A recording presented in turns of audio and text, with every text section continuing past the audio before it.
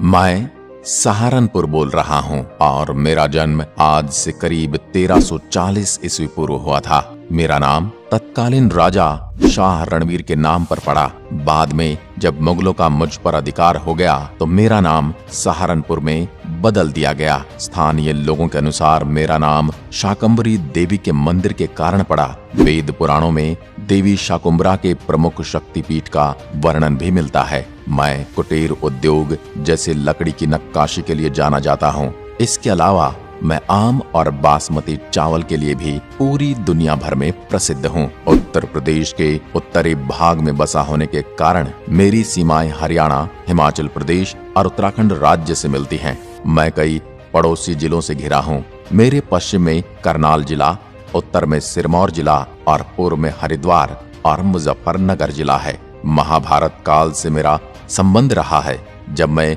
कुरु जंगलों का हिस्सा हुआ करता था। पांडवों ने अपना वनवास भी यहीं पर बिताया था। इसके अलावा यहाँ ऐसी और भी कई जगह हैं जो महाभारत काल से मेरा नाता बताती हैं। मैं स्वयं ही एक समृद्ध इतिहास समेटे हुए हूँ और मेरे ऊपर समय के साथ कई सारे सर्वेक्षण होते रहे। इन्हीं सर्वेक्षणों से मुझे पता चला है कि मेरा इतिहास आज का नहीं बल्कि 2000 ईसा पूर्व से भी पुराना है। मैंने कई शासकों के उत्थान और पतन को देखा है। मेरे पास कई छोटे छोटे गांव हैं, जैसे अम्बाखेड़ी, बड़गांव, हुलास, भद्रबाद और नसीरपुर, जिनसे ये पता चलता है कि इन जगहों पर सिंधु घाटी के लोग भी 2000 ईसा पूर्व रहा करते थे। उसके बाद आर्यों के समय में मैं कैसा था, इसके बारे में अभी तक किसी को नहीं पता, लेकिन मैं अपने बारे में इतना जरूर जानता हूँ। ये मुझे धुंधला सा याद है कि सबसे पहले मुझ पर इल्तुतमिश की नजर पड़ी और उसने मुझे गुलाम राजवंश का हिस्सा बना दिया। उसके बाद मोहम्मद तुगलक ने 1340 में मेरा राजा शिवालिक को हराकर मुझ पर कब्जा कर लिया। मोहम्मद तुगलक ओधोई नदी पर जाकर संत हारून चिश्ती का उपदेश सुनकर संत बन गए। उसके बाद मुझे हारून चिश्ती के नाम पर हारूनपुर के नाम से जाना गया। 14वीं सदी के अंत तक तैमूर का बोलबाला हो गया और तैमूर की नजर दिल्ली पर थी और दिल्ली पर कब्जा करने के लिए तैमूर अपनी सेना के साथ सहारनपुर होता हुआ निकला। मेरे लोगों ने तैमूर की सेना को रोकने के लिए अथक प्रयास किए और जाबाज जनता अपनी अंतिम सांसों तक तैमूर की सेना से लड़ती रही।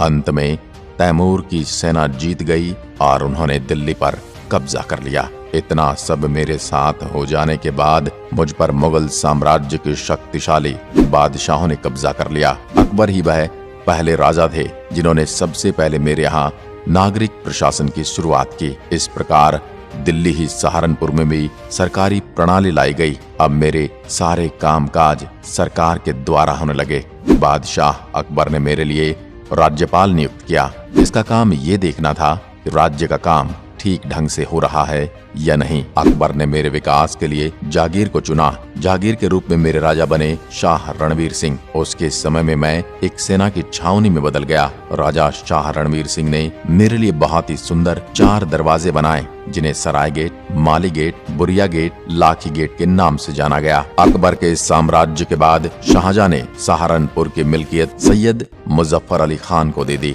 1739 नादिर शाह ने सैयद मुजफ्फर अली खान को हराकर सहारनपुर पर कब्जा कर लिया और लंबे समय तक मुझ पर राज किया। इतना सब होने के बाद मराठा सेना ने 1757 में नजीबुद्दौला को हराकर मुझ पर अधिकार कर लिया। एक बहुत लंबे समय के बाद फिर किसी हिंदू राजा ने मुझ पर राज किया था। 1803 में मुझ पर अंग्रेजों ने मराठों के साथ युद्ध करके मुझे अपने अधिकार में लिया और मुझ पर लंबे समय तक राज किया। इस तरह समय के साथ साथ मुझ पर लोगों के मालिकाना हक बदलते गए। अब मैं भारत सरकार के अधीन उत्तर प्रदेश के राज्य का हिस्सा हूँ। स्वतंत्र भारत में मेरा विकास बहुत अच्छे से हो रहा है। समय समय पर मुझ पर कई शासकों ने आक्रमण भी किए हैं, जिसमें 1018 से 1033 तक मैं तुर्कों के अधीन रहा। 1192 से 1526 तक मुझ पर भोज परमार, लक्ष्मीकर्ण, कलचुरी, चंद्रदेव गढ़वाल और चौहानों का अधिकार रहा। इन्होंने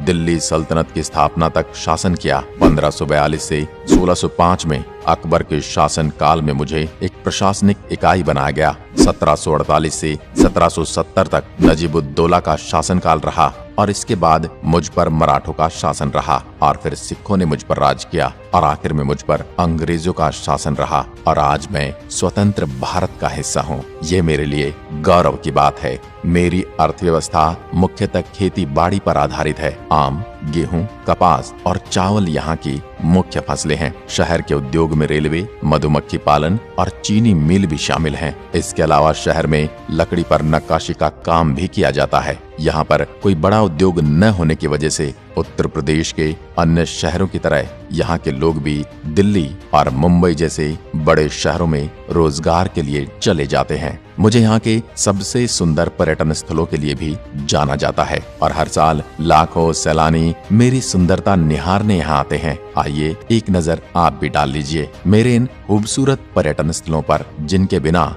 मैं अधूरा हूँ। बोटेनिकल गार्डन भारत का सबसे पुराना बोटेनिकल गार्डन और 1750 में ईस्ट इंडिया कंपनी द्वारा स्थापित किया गया था। 1878 में भारत का बोटेनिकल गार्डन सर्वे हुआ तो मैं सर्वे में एक केंद्र बन गया था और इसे वनस्पति और जीवों के अध्ययन में उत्तम माना गया। वर्तमान समय में बोटेनिकल गार्डन कलकत्ता के बाद देश में दूसरे नंबर पर आता है। यहाँ की वनस्पति और पौधों को कई रिसर्च में शामिल किया गया है। माँ शाकुंभरी देवी, मुझसे 40 किलोमीटर की दूरी पर बना शाकुंभरी देवी मंदिर यहाँ एक प्रमुख दर्शनीय स्थल है। इस मंदिर का कोई ऐतिहासिक और पुरातात्विक उल्लेख नहीं है, लेकिन सामान्य रूप से माना गया है कि मंदिर काफी प्राचीन है। वहीं स्थानीय लोगों का कहना है कि मंदिर में रखी मूर्तियों को मराठा काल में स्थापित किया गया था। हजारों श्रद्धालु यहाँ माता के दर्शन करने आते हैं। कहा जाता है कि माँ शाकुंभरी देवी ने इसी स्थान पर महिषासुर का वध किया था और 100 साल तक यहाँ